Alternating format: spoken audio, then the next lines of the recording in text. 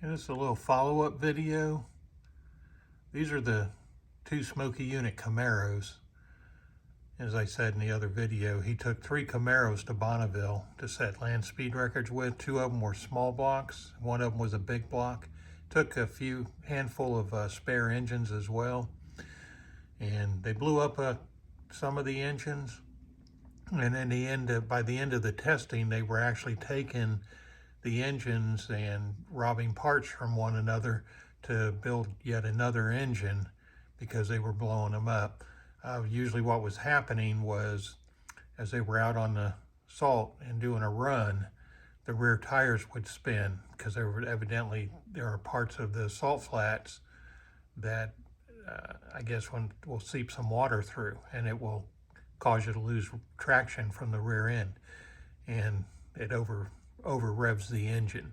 So they ended up having to rebuild all the engines, and by the time they were getting towards the end days, I think they were there for like 10 days or something like that.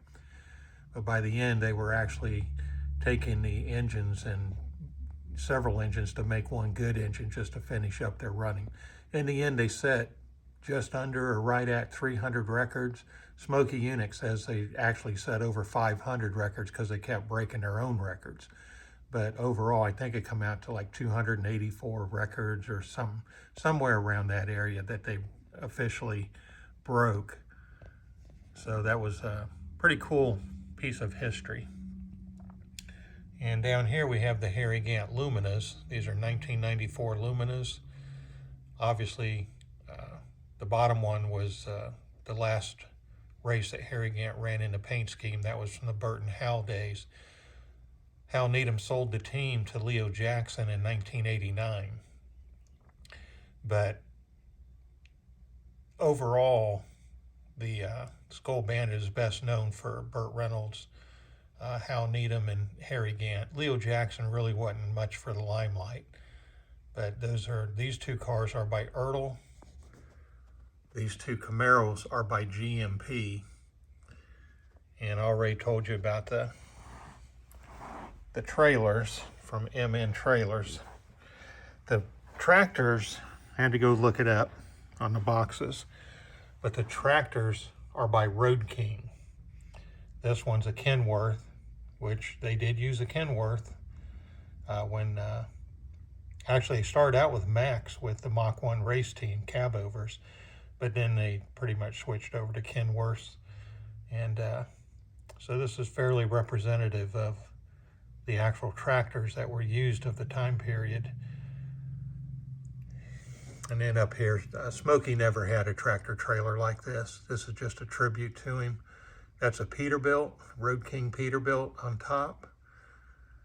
It's a pretty cool unit.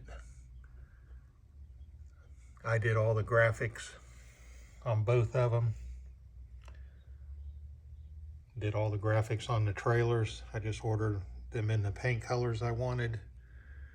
With the Skull Bandit, I actually came pretty darn spot on because you have to use a powder coat, and I forget the powder coat company's name. It's on MN Trailer's site, but you have to choose the color you want.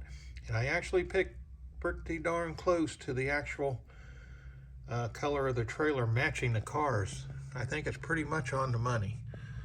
And then, of course, Smoky Unit, he liked black and gold. So I did the top of it in gold, had him powder coated in gold, and then the trailer in black.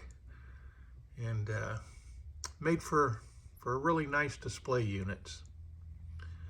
I just thought I'd give you just a little more info in case someone's interested in some of these or maybe doing their own. You can you'll know where to go for the stuff. That the tractors you can get on eBay pretty easily. They run a couple $100. Now it depends on who's selling them. Some of them are really jacking the price up on them now because they're starting to run out of some of the models.